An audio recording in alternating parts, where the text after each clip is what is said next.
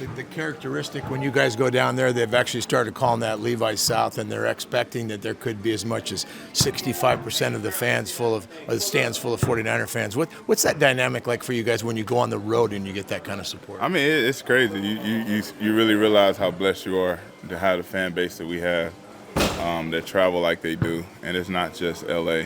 Their presence is felt pretty much every stadium. So, but yeah, it's definitely. When you come out as an away team and you go out there and you just see a sea of red, it's definitely a very uplifting experience for sure. There are times where the Rams, the home team, has to go on a silent count. It's that loud. Yeah. If you got about 70% of one team in there, they can make it pretty hard on you. Yeah. Is it going to be strange facing the Rams with no 99 on the other side? Not strange. It's going to be a lot more enjoyable. I can say that. I mean, he's obviously one of the best defense players that ever walked this planet. So not having him there does make a difference. You're a veteran of so many of these battles, but was last week kind of a reminder that from week to week, you just never know what can happen in this league in terms of who can win. And then now you guys have an injury situation where you have to overcome guys being gone. I guess that's just life in the NFL. That's life in the NFL. I've 15 years, I've seen a lot of these situations. You kind of understand that no game is promised, no matter what the spread is, no matter what the injury report says. You still got to go out there and play football. And it's a game of inches, and anything can happen at any time. So, that's the football. It's the football I've known since 2010, so it doesn't surprise me. There can't be any lack of confidence, I'm assuming, without Debo and Christian and possibly George. So what does the offensive feel, I guess, going into this game without possibly those guys? That's just next man up. It sucks. Those guys are the best in the world, but, who really feels sorry for us? So it's next man up league. It's a couple guys that we want to see get more action anyway. So, hate it had to come on the heels of somebody being injured, but, this is when opportunities present themselves, and, nobody would have known Jordan if, a couple guys didn't go down. And nobody would have known Brock if we didn't lose 3 quarterbacks in 1 year. So, it's a blessing in disguise, and guys just got to be ready to step up and relish in the moment. Do you want to reveal who the next men up are going to be the next stars on Hulu? I mean, how many? It's about 4 or 5 people. Yeah, I don't know. I don't even got the answer for you, but I know it's somebody up. The Vikings have gotten a lot of press for how complex what they were running defensively last week, how it looked. Based on what you've seen, were they running a lot of unique stuff relative to I wouldn't say definitely unique, definitely 100% unique. How difficult it is, I mean, it's not like something that we can't do, something we can't. The game was well within our reach, and couple bad bounces of the ball, couple inches this way, couple inches that way, and where the game kind of got away from us. But it's definitely a unique defense. But I felt like we had the plan to attack it in the way we should have, and we just didn't make the plays when the plays were presented to us. Thank you. When you put on tape and watch him cook, what jumps out? Watch him cook? Yeah. Man, that dude nice, man. I feel like he's one of the best, if not the best pocket passer in the NFL right now. Does a great job, manipulating the defense with his eyes, the shoulder, his footwork. I've seen a lot of great things on film from the vet. Yeah, that's how I feel about him. Did you know that the guy running their scout team offense is Jimmy Garoppolo? Nah, I didn't know that. That's news to me. Okay. Yeah, he's playing Brock Purdy right now. Oh, yeah. Well, he know it real well then, I guess. So, yeah, that's dope for them. Do you know much about their new wide receivers without Kupp and Nakua? What are you going to get out of the Rams receivers? Do you just have to be on guard for any guy trying to make a name for themselves? Nah, they just watching them on tape. I didn't know much about them coming into the week. But watching them on tape, man, they're pretty solid. You know, they're good receivers. You know, it hurts, you know, that they don't got Nakua and Cup, but man, those other guys, you know, they're able to play in those positions as well. And you know, it really don't matter to us who out there. You know, we always looking for the best, you know, to pop out on there on Sunday. So it really don't matter to us, you know, who step out there. You may have a new guy next to you at safety. What's it going to be like? Man, it's been a blast already, bro. Yeah. Just having him out there on the practice field. You know, both of us communicating, man. It's dope to see, man. It's definitely dope. Something we've been waiting on for a long time, too. You know, we've been hearing a lot about it, you know, how would it look, you know, and with us two together back there. And so far, you know, throughout this week, man, it's definitely something that it's going to be exciting to see. During drills, do you catch him just thinking, man, that's Talanoa Hufanga there? Yeah, man. When he first came back, man, I just was telling him, like, it's glad to have you back, man. Glad that you're healthy. You know, he came back, you know, he's still himself, you know, and still flying around, still making calls. So it's dope to see out there. You know, this is really our first time getting together, you know, since I've been here, honestly. Can you kind of explain a little bit more about making the calls and the communication? Because obviously he's got the experience and just seems to have been a student of the game while he's not been playing the last 10 months. Yeah, I mean, we got certain calls we make, you know, every play. And just both of them firing them off at the same time, firing them back to each other, you know, getting whole conversations out before the ball even snapped is a big challenge, you know. And he does it. He's one of the best at communicating, and I pride myself in communicating as well. So it's been dope. This is mainly among the DBs, right? With Fred kind of. Yeah. Fred do his thing in the front seven. You know, we do our thing in the back end.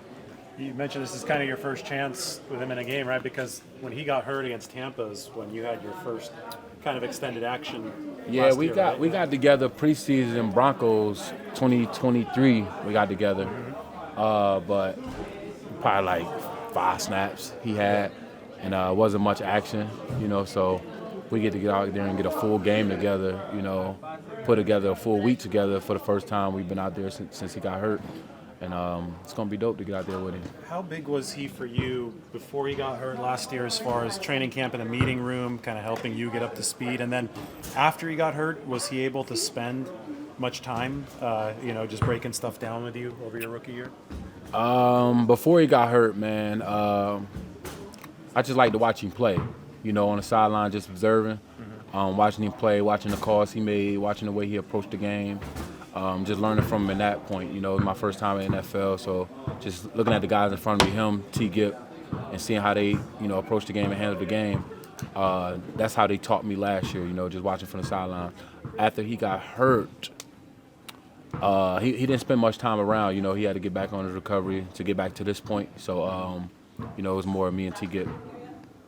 Thanks. Yeah. You may have already addressed this, but we know you guys are down a couple guys. They're down a couple guys. The minute you start thinking, oh, they don't have their star guys, you can't think like that, can you? Every week you have to be ready to go. Nah, it don't matter.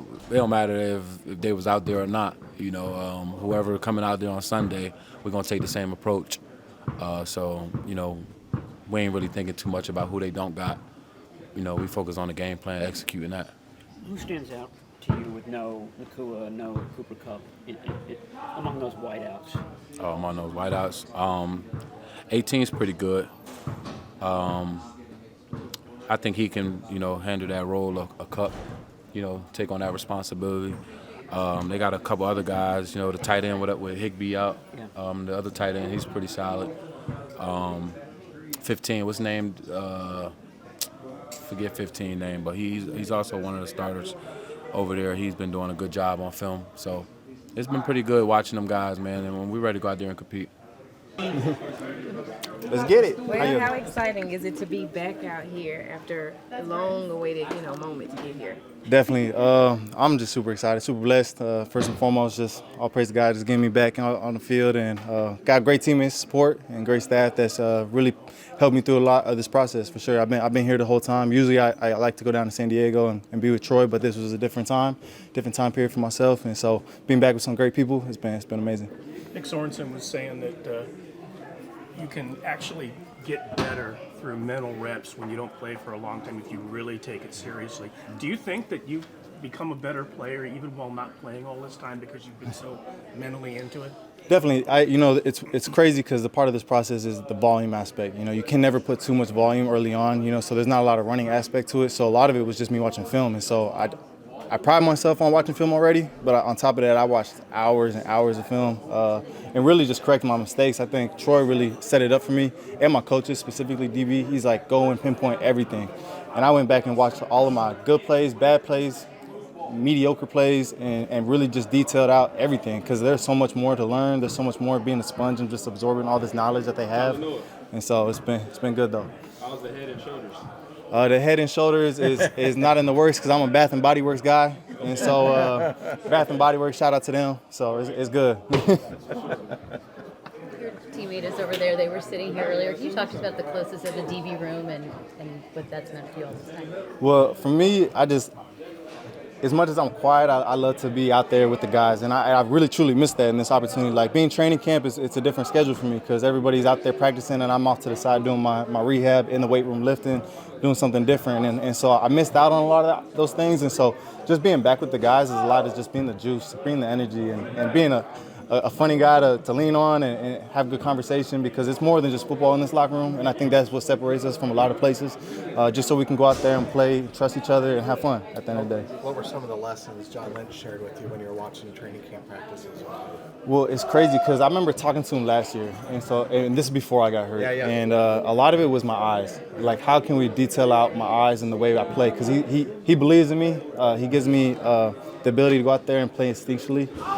And so a lot of it was like, what are we seeing with my eyes when we were back there watching together? Because a lot of it, you guys probably saw me out there. I'm standing next to him just asking, and it was like, where are your eyes at on this play? What's this play? What are we doing? And how would you attack it if you were offensive? And I got to go watch some with Kyle because Kyle even brought me into that. Because I even went back and watched practice back right next to him and seeing what they're trying to attack for our defense. And so those are the things that you pick up and you learn and try to put into our game and make our defense the best in the world. Talanoa, some of the silver linings maybe that just happened is that being able to go back through your film with a fine-tooth comb. Oh, definitely, yeah.